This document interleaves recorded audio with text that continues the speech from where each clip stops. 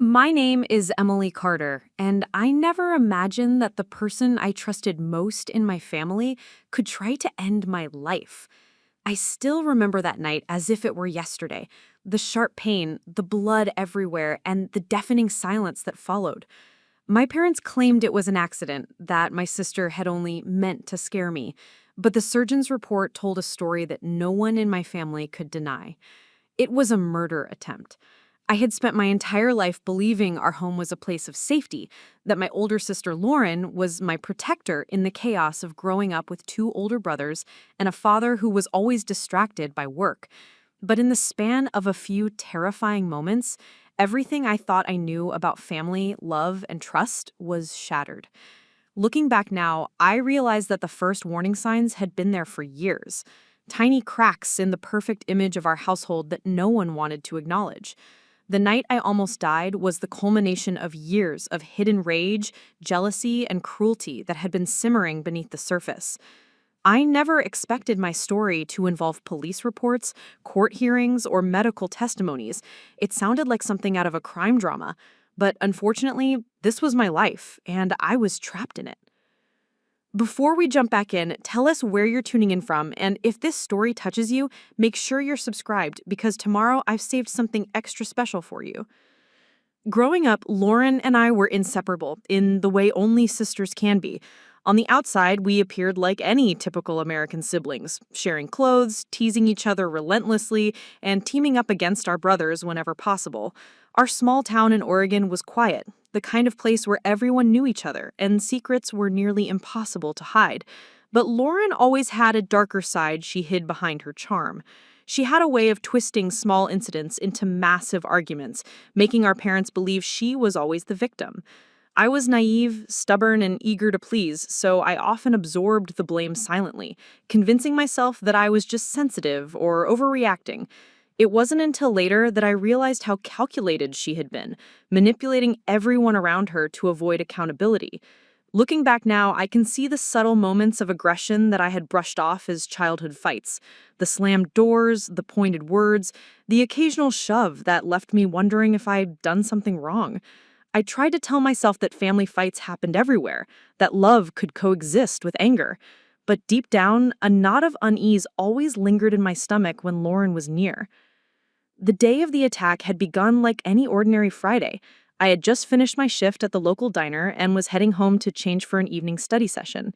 The sky was overcast, a gray blanket hanging over our quiet neighborhood, and the wind carried a chill that hinted at the coming winter.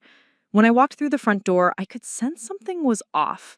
Lauren was in the living room, sitting cross-legged on the couch, scrolling through her phone with an expression I couldn't quite read. Our parents were in the kitchen, murmuring to each other while pretending to be busy with dishes. I greeted everyone casually, trying to shake off the eerie feeling that had settled in my chest. Lauren didn't respond to my greeting. She just looked up briefly and then went back to her phone.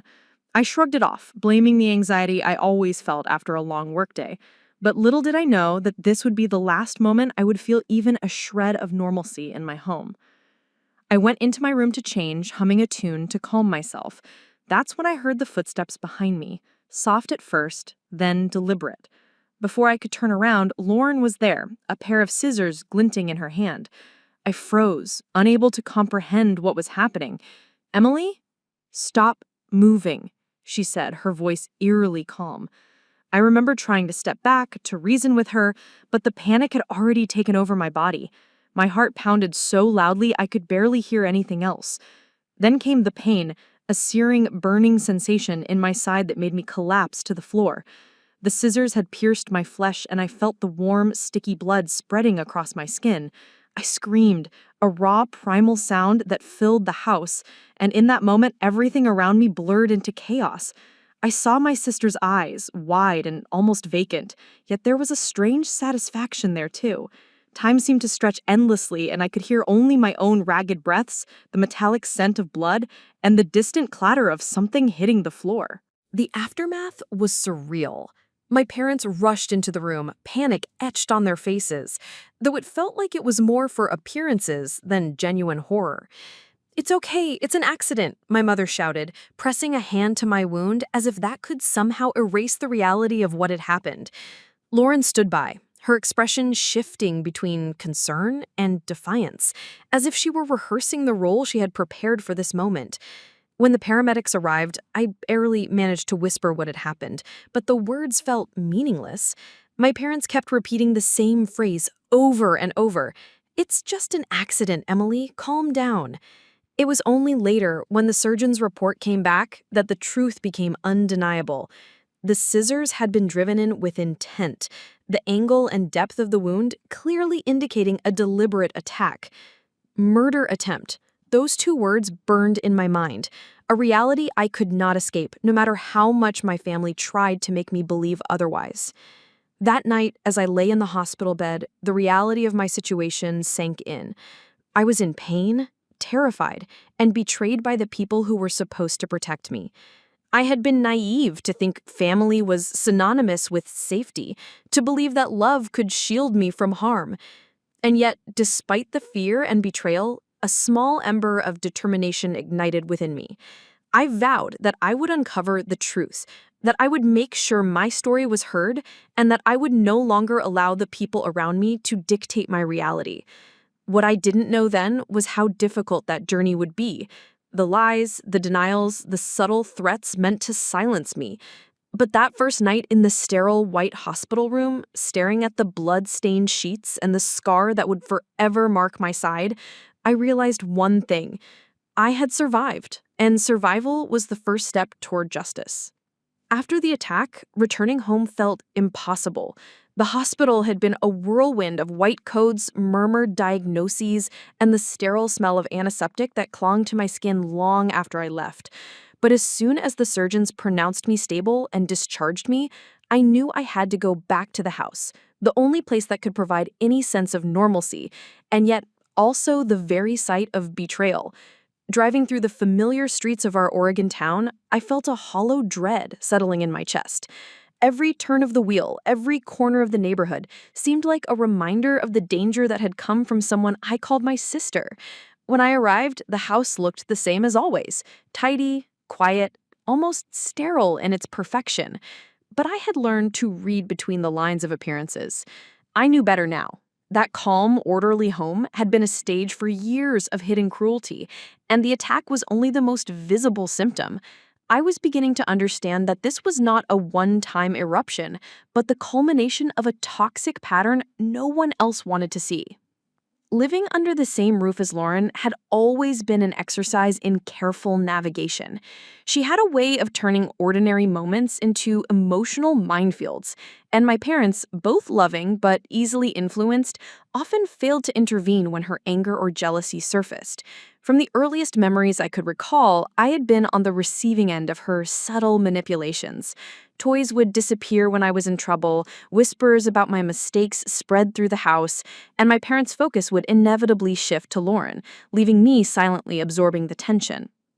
She was clever, almost disturbingly so for someone my age. A misdirected accusation, a staged accident, a whispered secret, each one built the foundation for the attack that would come years later.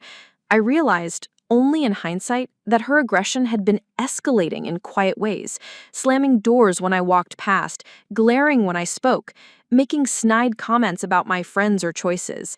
I had blamed myself for being too sensitive or imagining things, but the attack exposed the truth.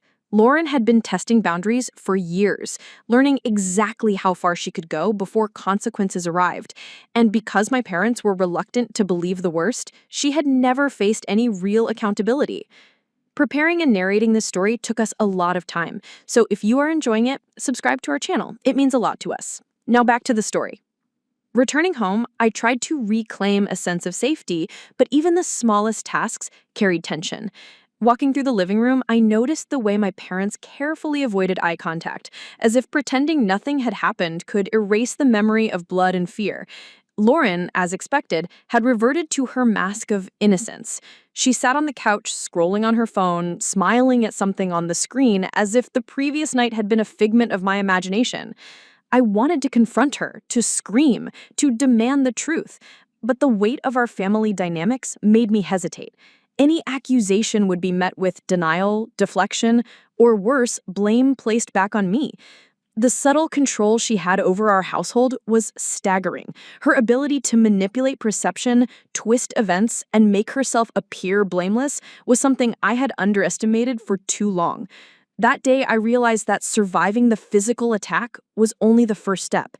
I had to navigate a web of deception that had been woven over years, and to do that, I would need patience, careful observation, and the courage to face truths that everyone else wanted to ignore.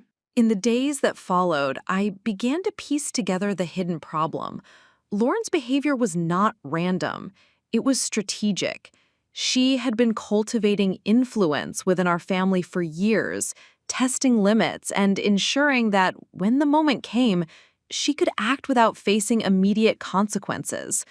The attack had not been an impulsive outburst, but the result of prolonged psychological preparation. I started reviewing past incidents with fresh eyes. The time she accidentally pushed me down the stairs, the mysterious scratches on my arms blamed on childhood clumsiness, the way she had instigated fights that left me apologizing even when I had done nothing wrong.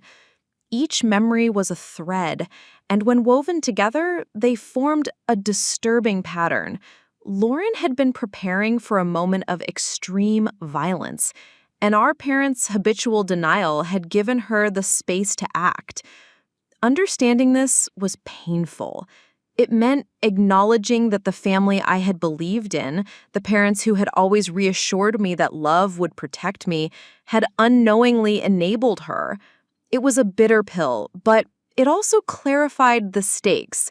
This was not about a single incident.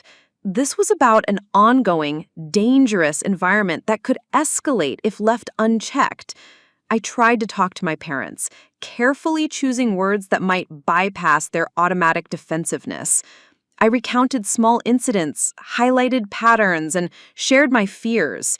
My father nodded silently, his expression distant, while my mother's eyes darted around the room, searching for escape in their avoidance. They wanted to believe it was an accident because the alternative, that their daughter had intentionally tried to harm me, was too horrifying to confront. The unspoken rules of our home had always been to preserve appearances, to maintain the illusion of normalcy, and now that same instinct was at odds with my survival. It was clear that no one would help me unless I could produce undeniable evidence, which meant documenting every bruise, every cut, every pattern of intimidation. I began keeping a journal, writing down every incident, every threatening comment, and every suspicious behavior, knowing that if the worst happened again, I would have something to show the authorities.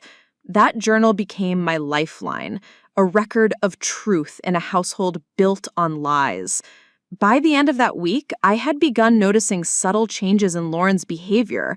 She seemed aware that I was watching, that I was documenting, and the charm that had once made her appear innocent now had a faint tremor of defensiveness. Small confrontations erupted, words exchanged that were sharper than before, and I felt the tension in the air like a physical weight pressing against my chest. I also realized that my own coping mechanisms, fear, avoidance, and self-blame, were no longer sufficient. I needed strategy, patience, and allies beyond the walls of my home. Friends at work and school became confidants, listening quietly as I recounted the attack and my fears, validating my experience when my family refused to do so. Each conversation was a small act of reclaiming control, a reminder that I was not alone, that the truth could not be silenced indefinitely. That week, I understood the depth of the hidden problem. This was not a single night of violence, but a pattern of manipulation, denial, and danger that required deliberate, careful action to confront. It didn't take long for me to realize that staying in that house, under the same roof as Lauren, and surrounded by my parents' denial, had become unbearable. Each morning, I woke with a knot of dread tightening in my stomach, anticipating the slightest provocation that could set her off. I began to notice small things that I had once dismissed.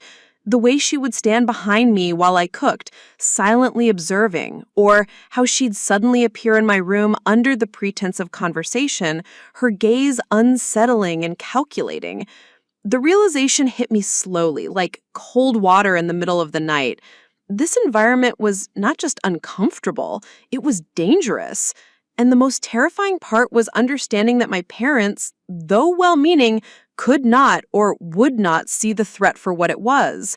They were trapped in the illusion I had once shared, believing Lauren to be incapable of deliberate harm, unable to accept that their daughter had crossed a line that most people couldn't even imagine.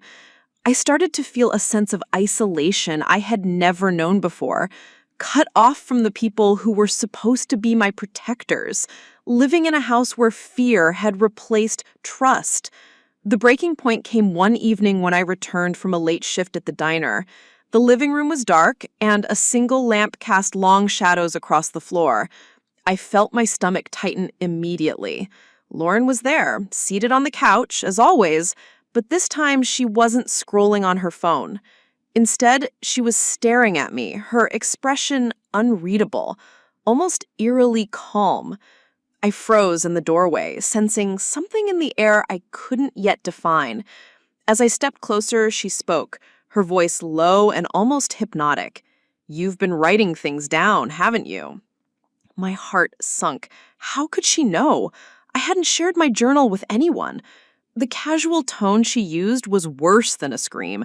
It carried the weight of warning, a subtle threat that seemed to confirm how much control she had always had. My first instinct was to deny it, to smile and deflect, but my gut screamed that any lie could provoke another violent response. For the first time, I realized that ignoring her behavior, hoping it would fade, had been a mistake. I could no longer pretend that this was a family dispute that would resolve itself. Something had to change, and I needed help outside our household. That night, I lay awake, staring at the ceiling of my room, replaying the attack over and over in my mind. The fear, the pain, the betrayal, it all mixed together in a tight knot that refused to loosen. I knew that telling someone outside the family was not just an option, but a necessity. The problem was, I didn't know who to trust. Friends might listen, but they lacked the authority to intervene. Teachers and school counselors were an option, but I worried about the consequences if my parents found out before I had protection in place. I began to research online, reading about sibling violence, psychological manipulation, and legal avenues for intervention in cases of domestic assault. The more I read, the more I realized that what had happened to me was not an isolated incident. Countless people had faced similar betrayals in families, and many had been dismissed because the harm came from someone expected to be trusted. My anxiety turned into resolve. I wasn't just scared anymore. I was determined to find a way to survive and protect myself from further harm. I began drafting a plan, step by step, for documenting evidence, seeking outside support, and preparing to confront the truth of what had happened. The next morning, I attempted a cautious approach with my parents. I chose my words carefully, avoiding accusations while emphasizing safety. "I don't feel safe anymore," I said, trying to keep my voice steady. "I need someone to help me understand what happened and make sure it doesn't happen again." My mother's eyes welled up, but it was a mix of sadness and denial. "It was just an accident, Emily," she said softly, almost pleading. My father's expression hardened slightly, defensive. "Lauren would never do anything like that intentionally. You're overthinking this." Their words were exactly what I had feared. Their love and loyalty to Lauren blinded them to the truth. I realized that if I relied solely on my family, I was doomed to remain vulnerable. The breaking point was not only the attack itself, but the stark revelation that the people who should have protected me were unwilling or unable to acknowledge the danger. I understood that my survival depended on stepping outside the family and seeking external witnesses, authority figures, or professionals who could intervene objectively. I started by reaching out to a trusted school counselor, Ms. Jennings, someone I had known since freshman year. I scheduled a private meeting, explaining that I needed advice and help without revealing everything at once. Her attentive listening and calm demeanor were a relief. For the first time, someone validated my fear without judgment or dismissal. I shared parts of the story, carefully omitting names at first, but eventually the truth poured out in fragments that together painted a picture of escalating violence, psychological manipulation, and a near-fatal attack. Ms. Jennings took notes, asked pointed questions, and explained the next steps, contacting Child Protective Services, documenting evidence, and ensuring my immediate safety. She emphasized that accidents were not usually consistent with the type of wound I had suffered, that the surgeon's report would carry weight in any investigation, and that outside intervention could prevent future harm. For the first time, I felt a glimmer of hope that I might not be alone in facing this nightmare.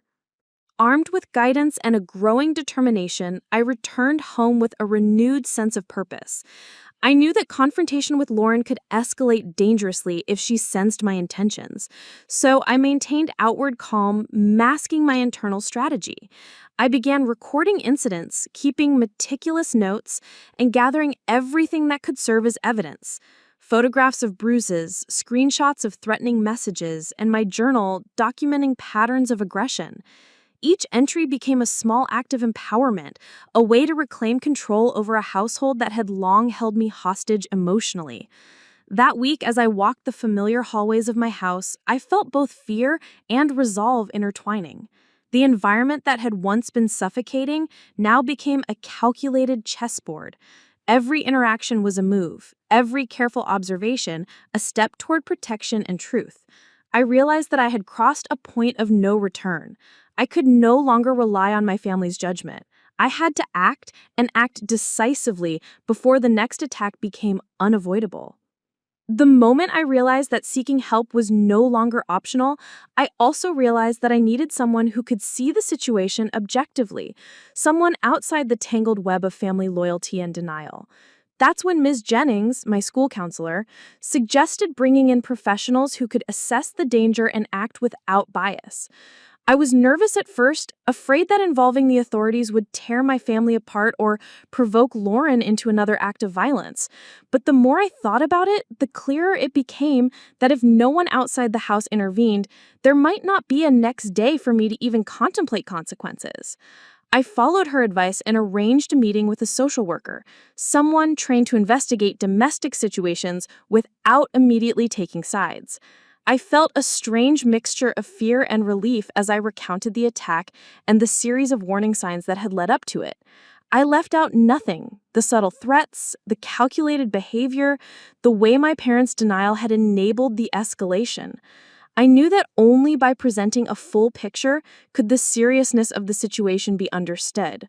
The social worker, a middle-aged woman with sharp eyes and a calm voice, listened patiently, taking notes that I felt might one day be the shield between me and permanent harm. Over the next few days, the social worker began conducting her own investigation, visiting the house unannounced, speaking with neighbors, and reviewing medical records. She was methodical and professional, asking pointed questions that I had never dared voice aloud. "Were there previous incidents?" she asked, pen poised over her clipboard. "Were there times you feared for your safety?" I answered truthfully, recounting years of subtle abuse, manipulation, and threats. She asked about my parents' responses, Lauren's patterns of behavior, and my own attempts to cope. Each answer chipped away at the facade my family had maintained for years. For the first time, I sensed that the truth, long buried under lies and blind trust, was beginning to surface. The social worker's presence created a ripple of tension in the household. Lauren, for the first time, seemed slightly on edge, aware that someone outside the family could now see the cracks in her carefully constructed image. My parents, meanwhile, oscillated between denial and reluctant acknowledgement, realizing that their daughter's actions could no longer be ignored without consequences. This shift, subtle as it was, gave me hope that the pattern of secrecy and protection for the aggressor could finally be challenged. At the same time, I took steps to further protect myself and collect irrefutable evidence. I began documenting incidents with meticulous care: photographs of minor bruises, screenshots of threatening text messages, and journal entries detailing every interaction that made me uncomfortable. I even recorded conversations where Lauren made veiled threats, carefully hiding my phone in my room to capture her words without alerting her. It was not a comfortable process. Each entry brought back the trauma of the attack, the fear that she could escalate further, and the betrayal of my parents' disbelief. But I knew that without concrete proof, my claims could be dismissed as exaggeration or youthful misunderstanding. The more evidence I gathered, the more I felt a sense of agency return. For the first time since the attack, I wasn't just surviving, I was preparing to confront the truth in a way that could not be ignored. One afternoon, as I was organizing my documentation, a neighbor knocked on the door. Mrs. Langley, an elderly woman who had lived next door for over 20 years, had noticed something unusual the night of the attack. "I heard screaming," she admitted quietly, glancing toward the kitchen as if to ensure Lauren wasn't nearby. "I didn't know what to do, and I didn't want to interfere, but it didn't sound like an accident." Her words, though simple, carried weight. They added an outside witness to my narrative, someone whose credibility and objectivity could corroborate my claims. It was a small but crucial breakthrough. For the first time, it felt like I wasn't alone. Not only was there professional intervention, but my story was being validated by people beyond the family circle. Each piece of corroboration made the danger more visible and undeniable. The combination of medical reports, recorded evidence, and eyewitness testimony was beginning to paint a clear picture that could no longer be dismissed as an overreaction or family misunderstanding. The presence of these outside eyes had an immediate effect on Lauren. At first, she tried to act normal, resuming her routine as if nothing had happened, maintaining the mask of the innocent older sister, but cracks began to show. I noticed the way she glanced toward the door whenever someone arrived unexpectedly, the subtle tension in her posture during casual conversations, and the faint traces of guilt or perhaps fear that flickered across her face when I mentioned a scheduled visit from the social worker. She realized that her carefully maintained control of the narrative was slipping, and that realization made her unpredictable. My parents, too, were forced to confront their own inaction. They began to recognize that denial could no longer shield the family from scrutiny or consequences. Slowly, reluctantly, they started asking questions, trying to understand the severity of the situation and how they could respond without making it worse. It was awkward, uncomfortable, and filled with tension, but it was necessary. For the first time, the truth had infiltrated the protective bubble of our household. By the end of the week, the combination of professional observation, neighbor testimony, and my meticulous documentation had shifted the household dynamic. The once untouchable Lauren was now facing scrutiny from multiple angles, and the illusion of control she had long relied on was cracking. I could sense the tension in every glance, the defensive edge in every conversation, and the simmering anxiety that had always lurked beneath her charm. It was a turning point, the first plot point where outside eyes were not just present, but actively seeing the truth. The pattern of abuse, long hidden, was now undeniable. And for the first time since the attack, I felt a measure of empowerment, a belief that I could move forward knowing that the truth was on my side, and that the next step, gathering more evidence and confronting the full scope of her behavior, was within reach. After the outside intervention began, life in our home became a tense, unpredictable dance. Lauren's behavior shifted subtly, but unmistakably. Her charm and casual innocence were laced with an undercurrent of hostility I had never seen so clearly before. It was as if she sensed the walls closing in, the social worker's visits, the neighbor's testimony, my meticulous documentation, all pointing to a truth she could no longer manipulate or erase.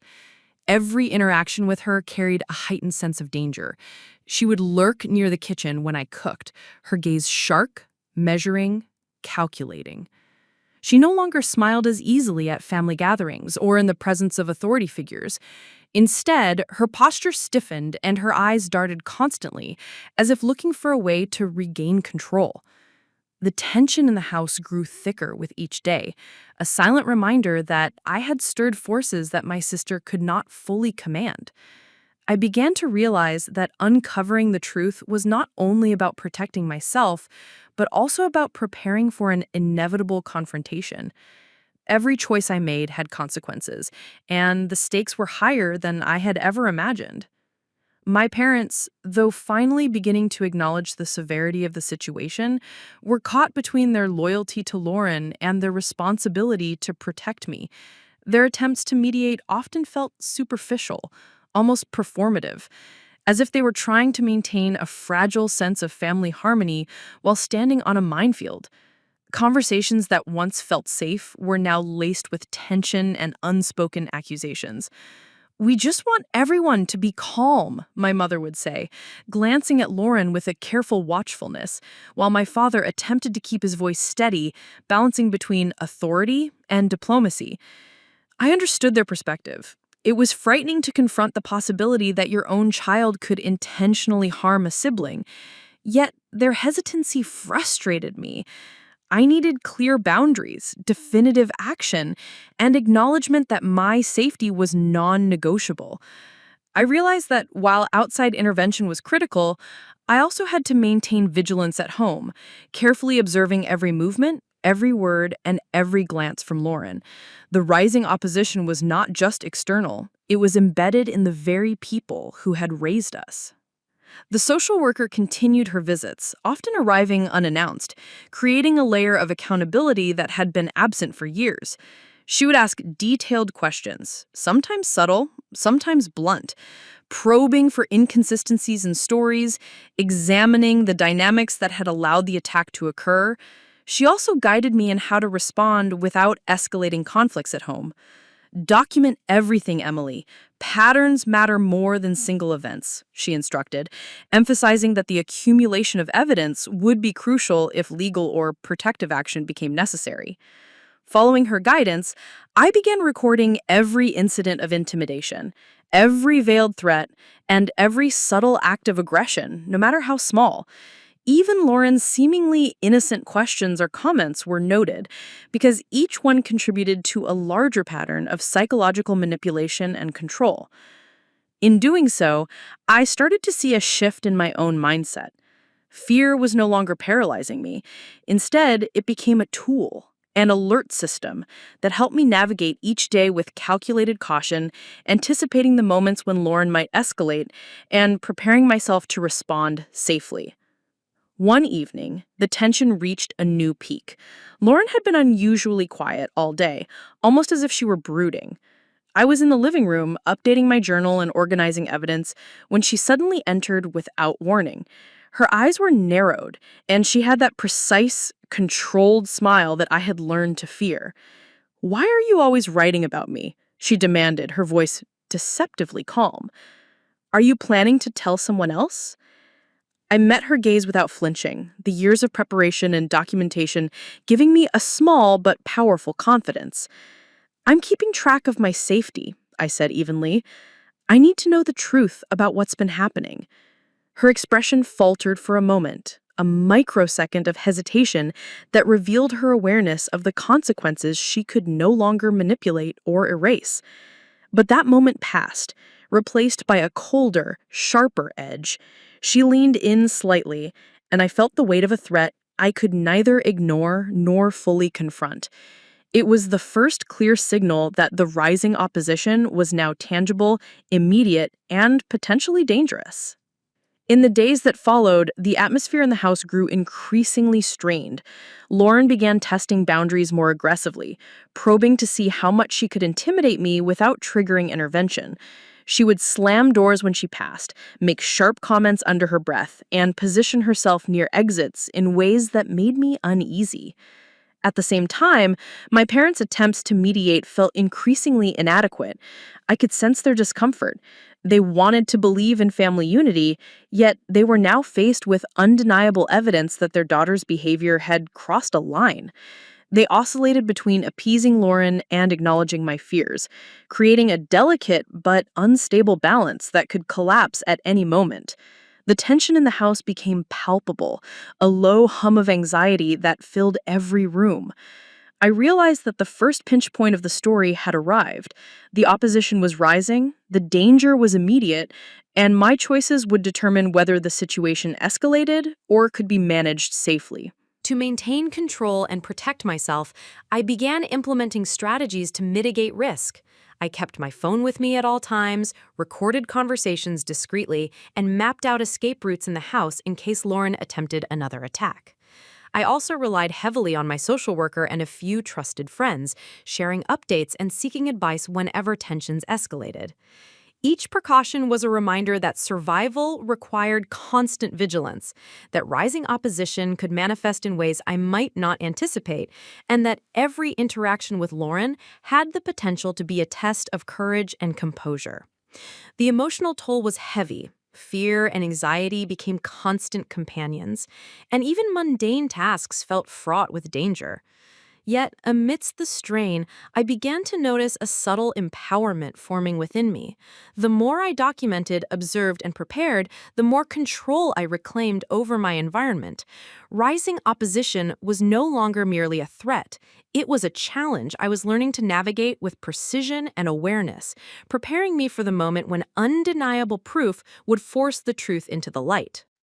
The day the surgeon's report came in, I finally understood that the truth I had feared to face for so long was unavoidable. The words on the paper were stark, clinical, and yet utterly damning. The wound caused by Lauren's scissors had not been accidental. The angle, depth, and force behind it left no room for interpretation. It was a deliberate act of violence. Reading those words, I felt a cold mixture of vindication and fear wash over me. Everything I had suspected, every memory I had buried, every instinct I had doubted about my sister's intentions was confirmed in black and white. It was undeniable proof, a concrete reality that could no longer be ignored, excused, or rationalized away. For the first time, I felt a surge of clarity. The path forward was no longer about uncertainty or doubt. It was about action. This was my turning point, the midpoint of my journey where the hidden truths of my life collided with tangible evidence that demanded recognition. The moment I held the report in my hands, I felt both empowerment and anxiety. The empowerment came from knowing that I finally had objective validation. The anxiety came from the realization that confronting Lauren and my family with this proof could provoke a reaction more dangerous than anything I had experienced before. I spent hours sitting in my room, reading and rereading the medical findings, analyzing every line, every observation made by the surgeon. Each detail reinforced the reality that the attack had been intentional. I thought about the past incidents that seemed minor or ambiguous, the scratches, the pushed objects, the whispered threats, and suddenly they all fit into a larger, undeniable pattern. This was no longer an isolated event. It was part of a deliberate strategy to intimidate, manipulate, and control me, culminating in an almost fatal act. For the first time, fear was tempered by clarity. I knew the truth, and the truth was on my side. Armed with this knowledge, I began carefully planning the next steps. I shared the report with my social worker, who immediately recognized its significance. "This is exactly what we need," she said, her voice steady but firm. "This proves intent beyond reasonable doubt. It changes everything." Her reaction was both reassuring and sobering. The report meant that any further threats, manipulation, or attempts at silencing me could now be addressed legally and formally. It validated my experiences in a way that my parents' denials never could. I felt a shift within myself as well. The fear that had paralyzed me began to transform into determination. The truth was no longer something I needed to protect or hide. It was a weapon, a shield, and a path toward reclaiming safety and autonomy in my own home. The days that followed were a delicate balancing act. I had to continue living under the same roof as Lauren while knowing the full extent of her dangerous behavior, now indisputably proven by medical evidence. Her awareness of the social worker's involvement and my meticulous documentation had begun to affect her behavior. She oscillated between subtle intimidation and calculated avoidance, testing boundaries to gauge whether the proof in my hands would actually stop her. I could see the tension in her eyes, the slight tremor of uncertainty when she noticed me holding my journal or the report. She realized that her carefully constructed image of innocence was crumbling under the weight of undeniable evidence. It was both terrifying and exhilarating to witness. I felt a sense of moral authority I had never known before. The knowledge that the truth could no longer be hidden, that the carefully orchestrated facade of our household was beginning to collapse. I also began reaching out to other adults in my life, teachers, family friends, and even my doctor, to ensure that the evidence was widely documented. Each person who acknowledged the report and validated my experience strengthened my position. The external support network I had built over the previous weeks now became an essential layer of protection. I realized that the more objective witnesses were aware of the situation, the less likely Lauren could act without consequences. It was a subtle but form of leverage that gave me control over my environment in ways that fear alone never could. The proof had changed the rules entirely. I no longer felt trapped by denial, manipulation, or intimidation. I felt a cautious but growing sense of empowerment. The real turning point came when my parents finally confronted the report with me. They had initially resisted reading it, as if avoiding the words could preserve their belief in a happy, unbroken family. But when they could no longer deny the evidence, their reactions were a mix of disbelief, guilt, and sorrow. My mother's voice trembled as she asked questions, trying to reconcile the loving daughter she had always known with the violent actions documented in the report. My father, who had been stoic for so long, finally admitted that he had underestimated Lauren's behavior, that he had failed to protect me adequately. Their acknowledgement was painful to witness, but necessary. The truth was no longer something that could be hidden. It demanded confrontation, and it demanded accountability. In that moment, I realized that the midpoint of my journey, the emergence of undeniable proof, had changed everything. The story I had been living in silence was now in the light, and the path forward was clear. I could no longer hide, I could no longer doubt, and I could no longer allow fear to dictate my actions. The truth had arrived, and with it came the opportunity to reclaim control over my life and demand justice for what had been done. Holding the surgeon's report in my hands, I felt a mix of fear and determination unlike anything I had experienced before. The undeniable proof of Lauren's intent was both a shield and a hammer, something that could protect me but also shatter the fragile balance of our household. I knew that keeping silent any longer was no longer an option. The evidence demanded action. I had spent weeks documenting incidents, gathering witness accounts, and consulting with my social worker, but the decision to finally speak up, the point of no return, was mine, alone. I could feel it pressing on me, a heavy weight of responsibility and fear. If I confronted Lauren directly, or even if I revealed the truth to my parents in a decisive way, there would be consequences. Loyalties would be tested, relationships strained, and the family I had known would no longer exist as it once had. But staying silent would mean remaining vulnerable, trapped in a cycle of fear and manipulation that could escalate again. The choice was stark: act and risk upheaval, or remain passive and risk further harm. That night, I made a decision I could not undo. I would tell the truth fully and openly and let the consequences fall where they may. The following morning, I approached my parents first, carefully choosing my words to balance honesty and caution. "I can't stay silent anymore," I said, my voice steady despite the quiver in my chest. "I have proof that what happened wasn't an accident. Lauren deliberately tried to hurt me, and I need you to understand the reality of the situation." My mother's eyes filled with tears, her lips trembling as she glanced at my father, who had taken a rigid stance, as if bracing for a confrontation he knew was inevitable. They had been resistant to believing me before, but the presence of the surgeon's report changed the dynamics. It was impossible to argue against the objective evidence. My mother's voice broke as she whispered, I didn't want to believe it." My father, for the first time, admitted a deep sense of guilt. He said, "I should have protected you better." Their acknowledgement, though fraught with emotion, was a pivotal moment. The loyalties and blind trust that had shielded Lauren from accountability were beginning to fracture, and the family could no longer pretend that nothing had happened. The most challenging confrontation was, of course, with Lauren herself. I knew that revealing the truth to her would provoke a reaction, but I had to assert my voice before fear and hesitation gave her the upper hand again. I waited until evening when the house was quiet and the social worker had left for the day, giving me a private moment to speak. I presented the surgeon's report, my hands steady but my heart racing.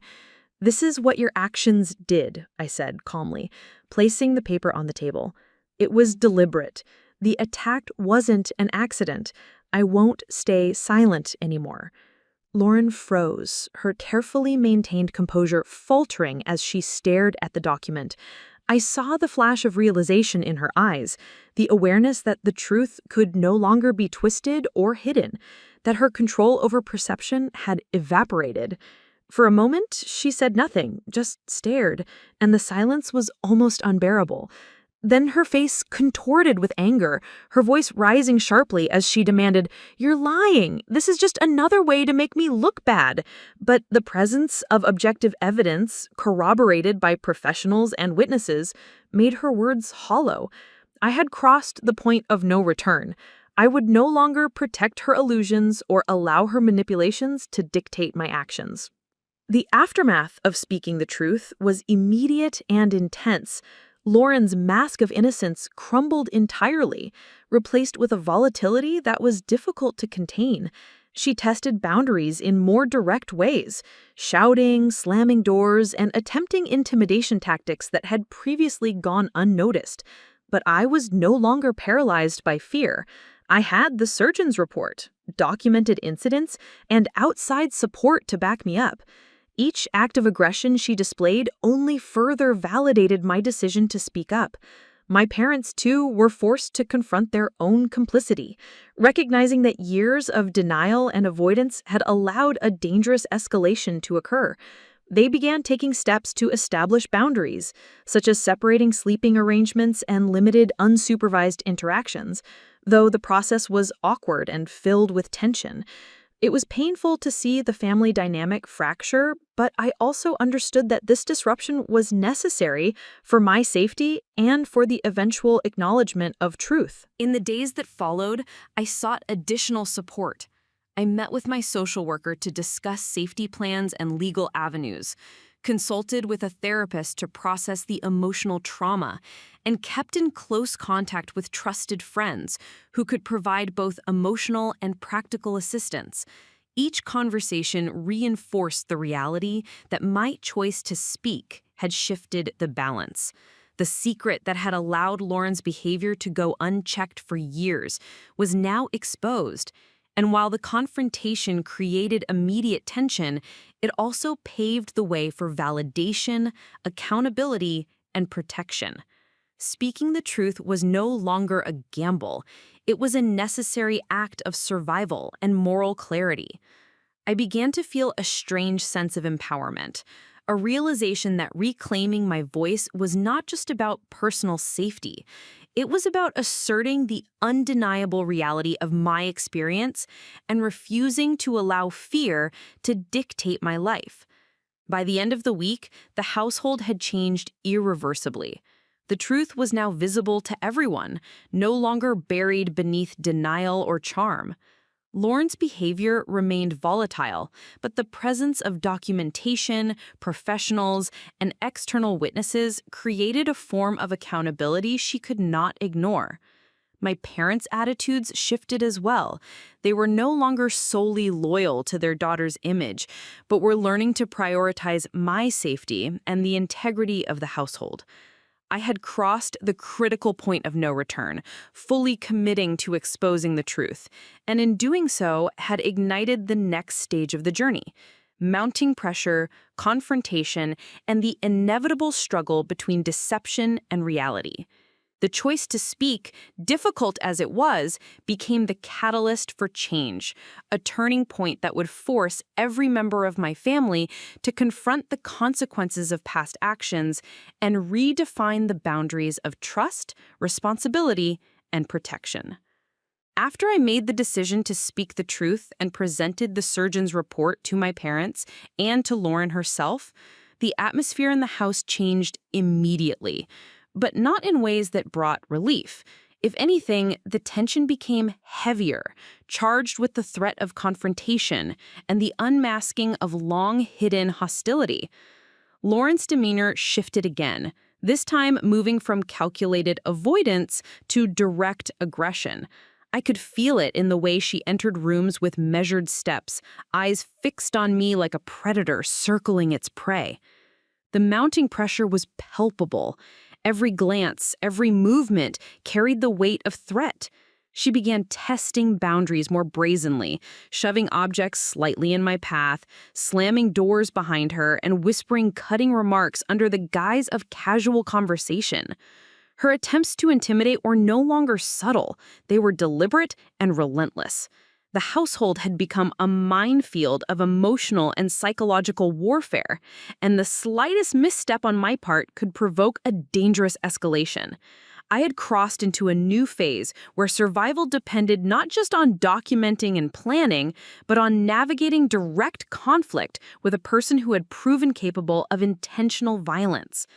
My parents, caught between fear, loyalty, and disbelief, struggled to manage the unfolding tension. They attempted interventions that ranged from gentle admonishments to appeals for calm, but Lauren's reaction was unpredictable and volatile. My mother's voice often trembled as she reminded her older daughter to behave, while my father's presence carried an awkward authority that did little to quell the tension.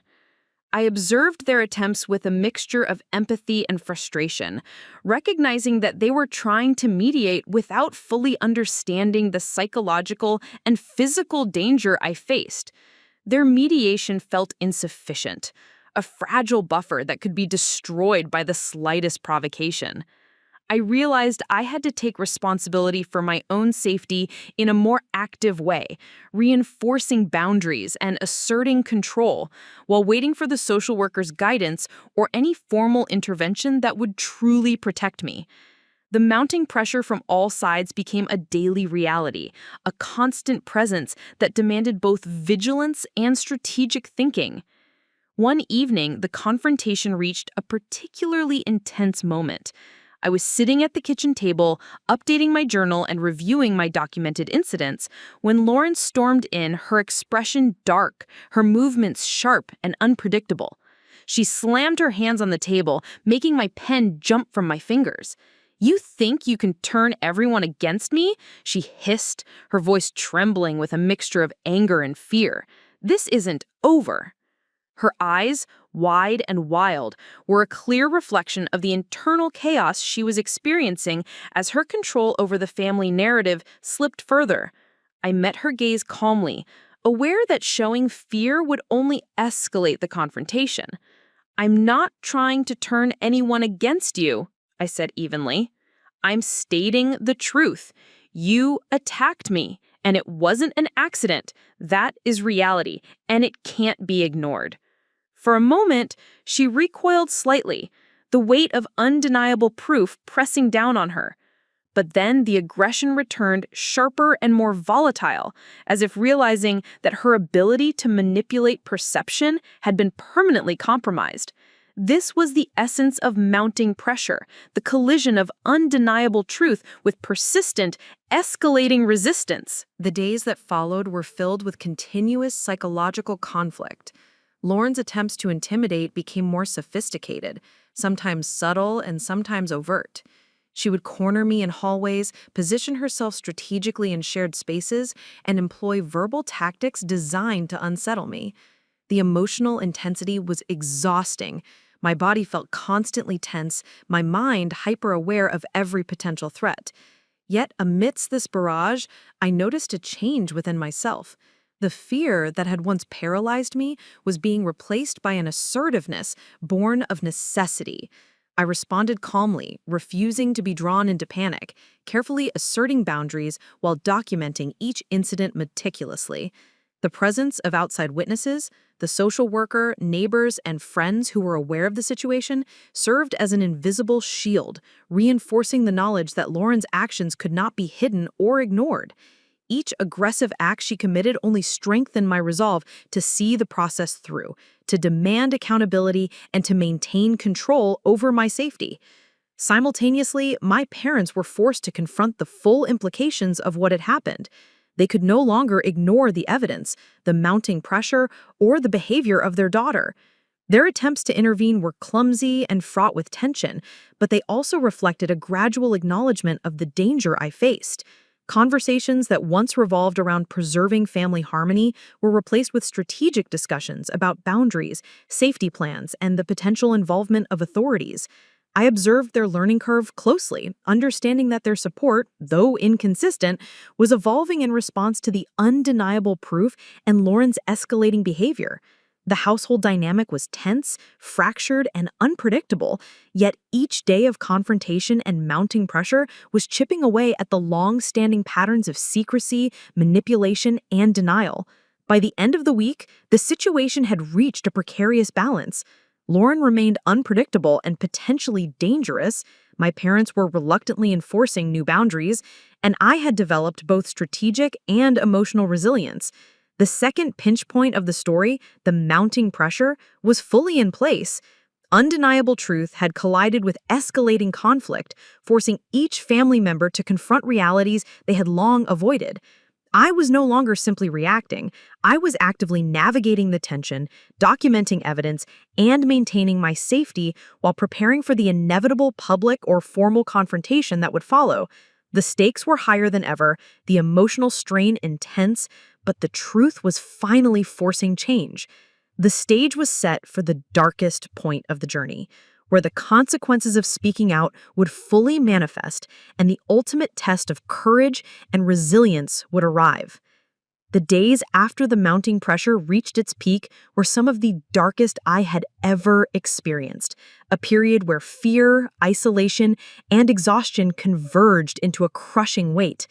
Speaking the truth had been liberating, in one sense, but it also unleashed consequences I had only partially anticipated.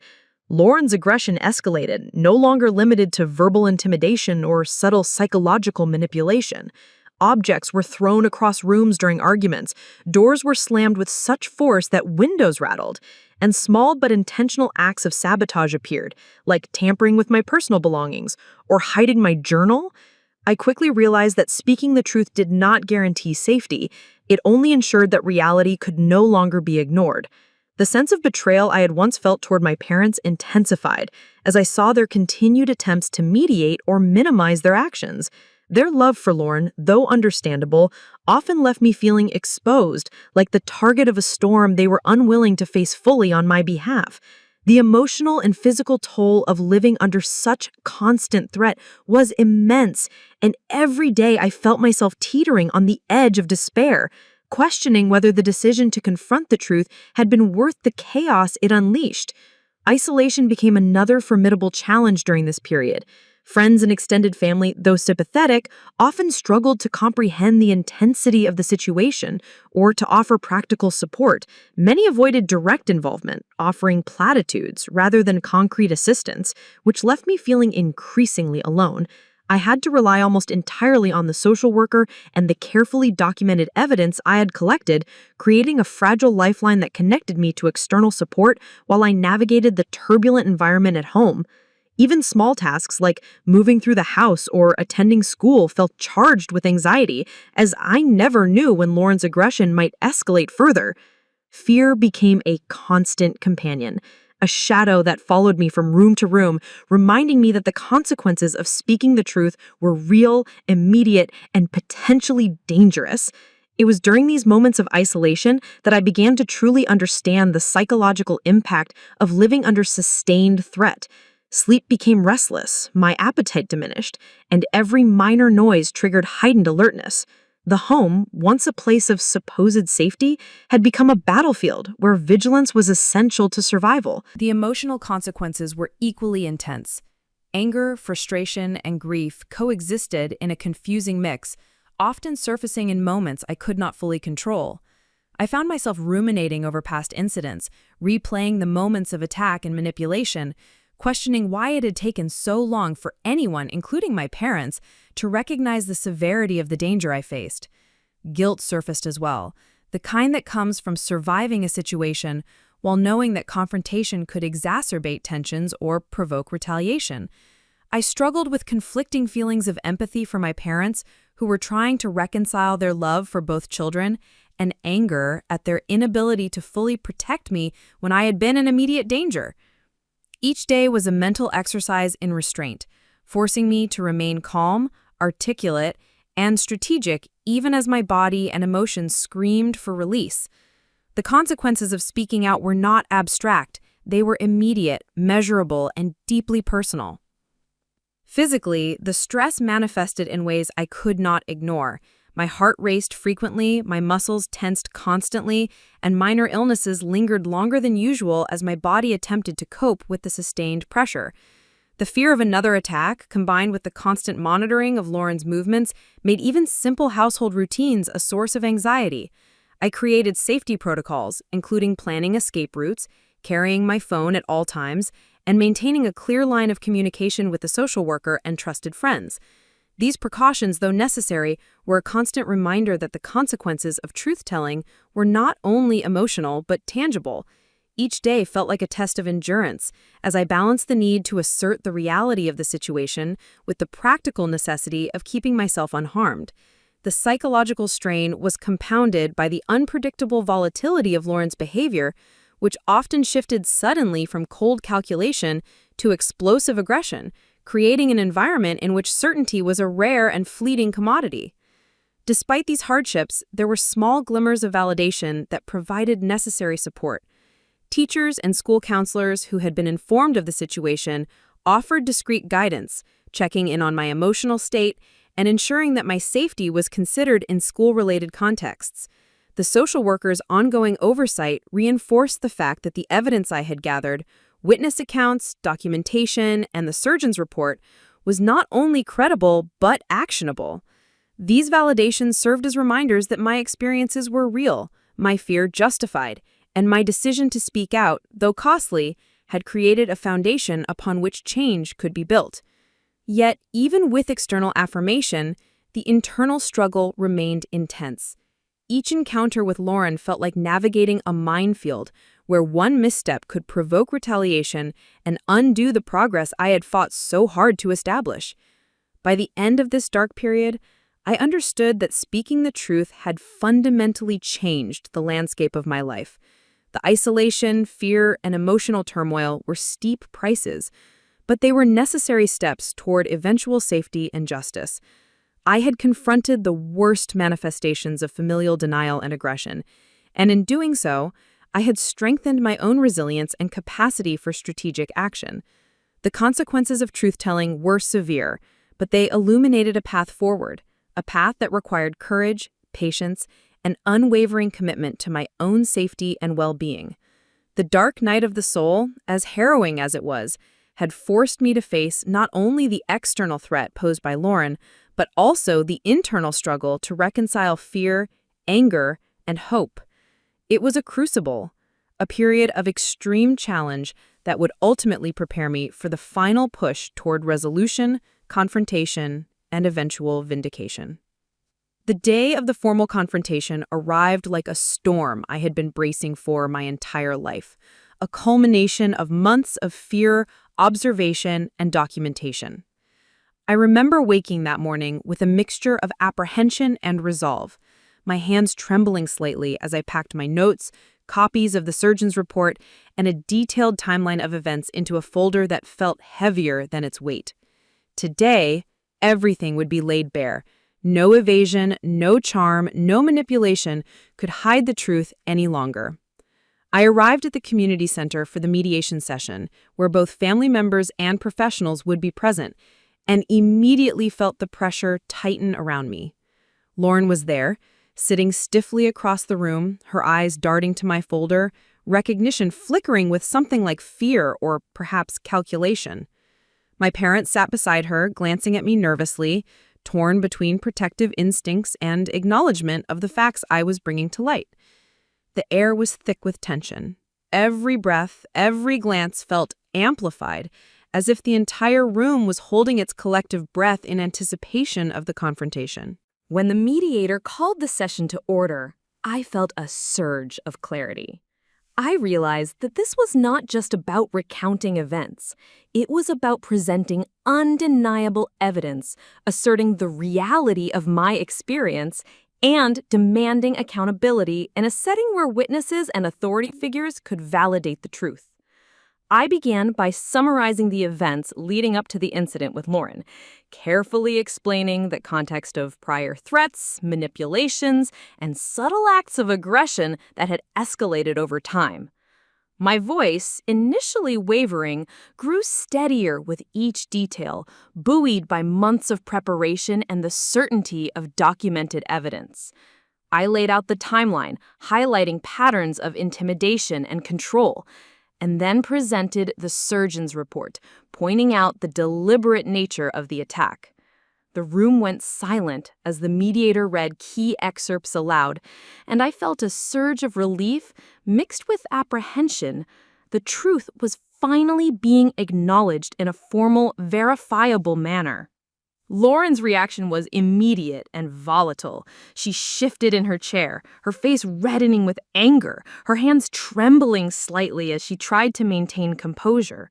She denied the accusations vehemently, insisting that the incident had been a simple accident, and attempted to deflect blame in ways that were increasingly transparent.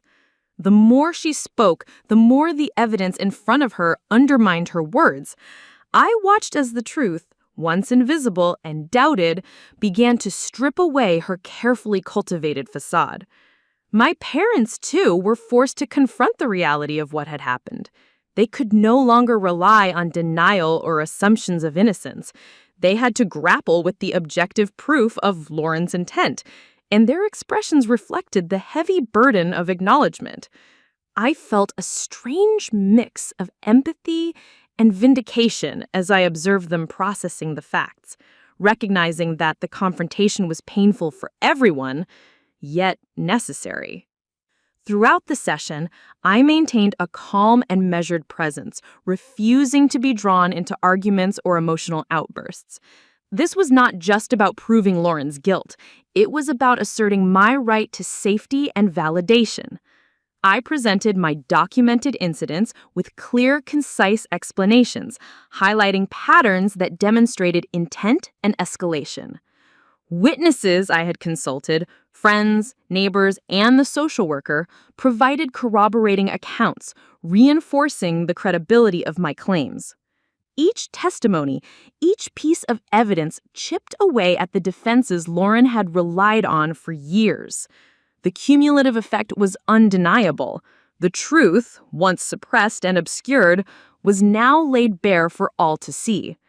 The tension in the room was palpable, a mixture of disbelief, anger, and for me, cautious relief. I had survived the confrontation of private fear and public accountability, and each moment brought me closer to the validation I had been seeking. As the session progressed, the mediator guided the discussion toward resolution and consequences. The undeniable evidence left no room for equivocation, and it became clear that the confrontation would not end in denial or dismissal. Recommendations for counseling, supervision, and legal oversight were discussed, along with measures to ensure my safety in the home. Lauren's attempts at manipulation became increasingly transparent, and her volatility was monitored carefully by the mediator and supporting professionals. My parents, now fully cognizant of the severity of the situation, committed to maintaining boundaries and following the guidance of authorities. It was a formal acknowledgement of the truth, a public validation of the experiences that had been minimized or ignored for too long. I felt a sense of empowerment I had never known before. The confrontation, as harrowing as it had been, had established my voice, my credibility, and my right to safety in a manner that was undeniable and irreversible. The aftermath of the confrontation brought a profound shift in the household dynamics. The truth was no longer hidden, and attempts to manipulate perception were rendered futile. Lauren, though still resistant and volatile at times, was forced to navigate a world where her actions had clear consequences and oversight. My parents, now fully cognizant of the severity of the situation, committed to maintaining boundaries and following the guidance of authorities. It was a formal acknowledgement of the truth, a public validation of the experiences that had been minimized or ignored for too long. I felt a sense of empowerment I had never known before. The confrontation, as harrowing as it had established my voice, my credibility, and my right to safety in a manner that was undeniable and irreversible. The final push, the climax of months of fear, preparation, and courage had been achieved. I had stood firmly in the face of denial, intimidation, and emotional manipulation, using documented evidence and strategic presentation to ensure that truth prevailed. In that moment, the narrative of my life began to shift, laying the groundwork for the resolution, vindication, and transformation that would follow in the concluding parts of the story. The days following the formal confrontation felt surreal, like walking through a fog where the air was still charged with tension, but every step was guided by the clarity of truth finally acknowledged. For the first time in months, I sensed that the storm had shifted, and that justice and vindication were no longer abstract concepts, but tangible realities unfolding in real time. The formal recognition of my claims by professionals, the mediator, and witnesses had created a foundation that could no longer be ignored or undermined. My parents, who had previously vacillated between denial and tentative acknowledgement, began taking definitive steps to protect me, setting boundaries that were strict and unwavering. Lauren's attempts to intimidate or manipulate had lost much of their potency in the face of documentation, professional oversight, and the weight of undeniable truth. I could feel the balance of power shifting. For the first time, my voice and experiences were not only validated but respected, and that validation brought a profound sense of relief and cautious optimism. The journey toward justice was not complete, but the path forward had become visible, and it was guided by accountability rather than fear. One of the most significant aspects of this new equilibrium was the recognition and enforcement of consequences for Lauren's actions. The social worker, in consultation with my parents and the mediator, implemented a structured plan that included supervised interactions, mandatory counseling, and ongoing monitoring of her behavior. Each measure was designed to ensure that my safety was prioritized and that repeated aggression could not occur without immediate intervention. Witnessing the implementation of these consequences reinforced the reality that speaking the truth had tangible effects. It was no longer a matter of perception or opinion, but of formal accountability. Lauren's initial defiance and attempts to minimize her responsibility gradually diminished as she faced consistent boundaries and oversight, revealing the effectiveness of truth and structured intervention in challenging long-standing patterns of manipulation and aggression. For the first time, I experienced a sense of security within my own home, where previously fear and unpredictability had dominated. The validation extended beyond physical safety to emotional recognition. Professionals, friends, and extended family members began acknowledging not only the events themselves, but also the courage required to confront them. I received messages of support from teachers, neighbors, and friends who had followed the situation or who had been aware in minor ways, affirming that my experiences were legitimate and that my decision to speak out had been the right one. This network of acknowledgement reinforced my own sense of self-worth and resilience. I felt seen in a way that had been impossible during months of secrecy and manipulation, and that recognition became a source of empowerment. It was no longer merely about survival, it was about reclaiming a sense of dignity and agency that had been eroded by fear and suppression.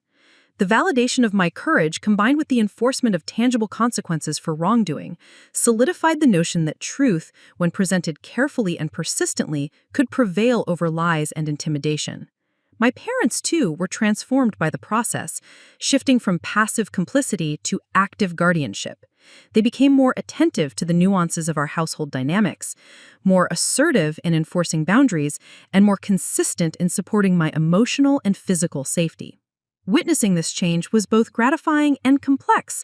There were moments of tension as they adjusted to their new roles, but the overall shift reinforced the importance of truth in reshaping relationships and protecting those who are vulnerable.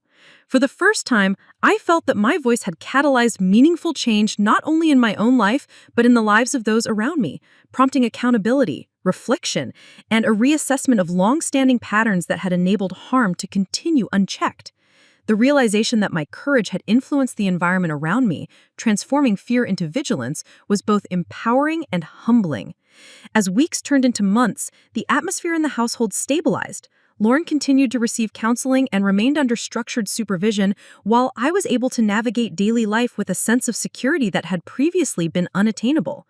The constant vigilance that had consumed my mental and emotional energy began to ease, replaced with confidence in the systems of accountability and the tangible support network I had cultivated. The once pervasive anxiety and anticipation of danger were replaced by a cautious optimism that allowed me to focus on personal growth, rebuilding trust with my parents, and pursuing interests that had been sidelined during the months of fear and confrontation. Each day reinforced the reality that speaking the truth, despite its immediate costs and emotional toll, had led to outcomes that were protective, just, and validating. By the end of this period, I had achieved a profound sense of vindication.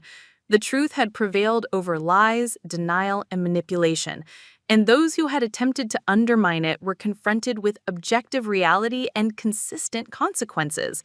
I had endured threats, isolation, and fear, yet my courage had not only preserved my safety, but reshaped the dynamics of a household that had once felt unsafe and unpredictable. Justice, in its most immediate and tangible form, had been achieved. Accountability for wrongdoing, protection for the vulnerable, and acknowledgement of the truth by those whose denial had previously obscured it. It was a rare and powerful sense of resolution, the kind that comes from knowing that the risks of speaking out were immense, but that the rewards, protection, validation, and empowerment, were equally significant. For the first time, I felt a real sense of control over my life and a deep trust in the capacity of truth to overcome fear. The sense of relief that settled over me in the weeks following the formal acknowledgement of truth was profound, yet it was accompanied by a deeper, more enduring transformation, a shift in identity, purpose, and perception that I could feel in every part of my life. No longer defined by fear, manipulation, or the shadow of betrayal, I began to understand that my experiences, as harrowing as they had been, had given me tools and insights that could empower not only myself, but others facing similar situations. The house, once a place of tension and unpredictable danger, became a space where boundaries were respected, voices were heard, and accountability was tangible. I could move freely, speak openly, and live without the constant anticipation of harm. It was a quiet kind of freedom at first, subtle yet powerful, one that reinforced the idea that survival had not been enough. What I had achieved through speaking the truth was the foundation for a new life, one that was intentional, self-directed, and resilient. The transformation was not only internal, but also visible to those around me. My parents, having navigated the difficult process of acknowledgement and enforcement of boundaries, began to treat me with renewed respect and attentiveness. Their support no longer conditional or hesitant. They had witnessed my courage and persistence, and it had reshaped the parent-child dynamic, reinforcing the importance of safety, transparency, and honest communication. The atmosphere in the household evolved into one where difficult conversations could be had without fear of manipulation, and the previously fragile trust between us began to solidify into something enduring. Even Lauren, under supervision and counseling, could no longer deny or obscure the reality of her actions, and the structure put in place created a necessary framework for accountability and eventual reconciliation in the long term. This visible shift in relationships was evidence that the courage to confront lies and aggression could catalyze systemic change within a family, challenging long-standing patterns of denial and control. The emotional dimension of my transformation was equally significant. I discovered a resilience I had not known I possessed, a combination of self-awareness, assertiveness, and strategic thinking that allowed me to navigate not only past trauma, but future challenges with confidence. I could reflect on the months of fear, intimidation, and isolation, and recognize that each obstacle had strengthened my ability to act decisively, communicate clearly, and maintain boundaries in complex interpersonal situations. The fear that once dictated my every move had been replaced by a sense of agency. I knew that I had the capacity to protect myself, seek support, and assert the truth, regardless of opposition. This internal empowerment was reinforced by the recognition I received from professionals, friends, and community members who validated not only the facts of what I had endured, but the courage it took to confront them. Each acknowledgement, each supportive gesture became a building block in the architecture of my renewed self-confidence. Beyond personal safety and emotional resilience, I began to feel a responsibility towards others. The knowledge that speaking the truth could prevent further harm, protect the vulnerable, and catalyze accountability inspired me to consider ways in which my experience could serve as guidance and hope. I started documenting my journey with care, reflecting on the steps that had led to resolution and the strategies that had enabled me to maintain safety and integrity under pressure. Conversations with peers, advocacy groups, and supportive adults became avenues through which I could share insights without exposing myself to risk. This emergent purpose transformed my pain into actionable empathy, giving me a sense of agency that extended beyond personal circumstances and into the realm of advocacy, mentorship, and communal support. The lessons I had learned about boundaries, courage, and the power of objective evidence became tools not only for survival, but for inspiring resilience in others. Symbolically, my transformation was reinforced by tangible milestones that reflected my journey. The journals I had maintained, once private repositories of fear and strategy, became artifacts of personal growth, evidence of meticulous preparation and unwavering commitment to truth. The social worker's continued involvement, alongside structured safety measures and counseling, provided both reassurance and a marker of the accountability systems that had been activated as a direct result of my courage. Each milestone, each measure of protection, was a visible manifestation of change, proof that the chaos of the past could be transformed into a structured, supportive environment. These markers of transformation reinforced the reality that the power of truth, when pursued relentlessly, could create lasting impact in both personal and relational domains. Looking back on the months of fear, confrontation, and eventual vindication, I realized that the most profound transformation was internal. The knowledge that my voice mattered, that courage could disrupt cycles of manipulation, and that living authentically and assertively was possible even after trauma. The fear that had once dictated my choices had been replaced by empowerment, the isolation replaced by supportive networks, and the uncertainty replaced by clarity and purpose. I had survived not merely by enduring, but by acting decisively, speaking truthfully, and insisting on accountability. In doing so, I discovered that the culmination of my journey was not just safety or resolution, but a transformed sense of self, an identity rooted in resilience, integrity, and the unshakable understanding that truth is a force capable of creating profound and lasting change. This final stage, the new life and purpose I had forged, was a testament to the enduring power of courage, the necessity of accountability, and the hope that even in the darkest circumstances, truth could lead to liberation, justice, and empowerment. Up next, you've got 2 more standout stories right on your screen. If this one hit the mark, you won't want to pass these up. Just click and check them out. And don't forget to subscribe and turn on the notification bell so you don't miss any upload from us.